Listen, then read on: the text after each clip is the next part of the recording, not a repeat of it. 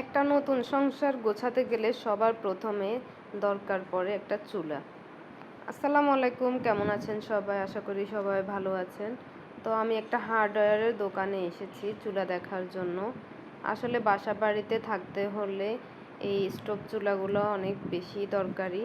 তো যেহেতু এটা আমার লাইনের গ্যাস, তারপরে আমি এখানে অনেকগুলা গ্যাস স্টোভ দেখতেছি, মানে পছন্দ করতেছি আর কি।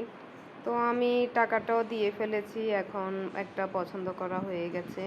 দোকানদার ভাইয়া আমাকে একদম শোরুম থেকে নতুন একটা নিয়ে এনে দিয়েছে। তো আমি তারপরও আঙ্কেলকে বললাম যে আপনি এটা আমাকে খুলে দেখান, ভিতরে কি কি আছে আমি সব কিছু একটু চেক করে নেব।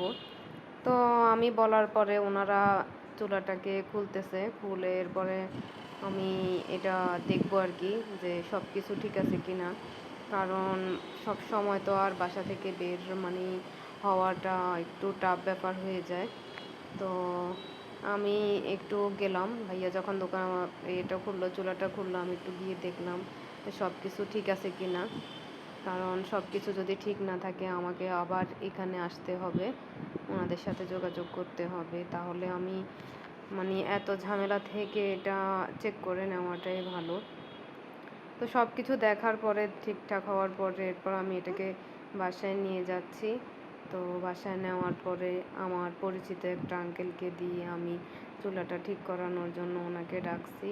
তো ওনাকে ডাকার পরে উনি চুলাটাকে আমাকে লাগাই দিছে।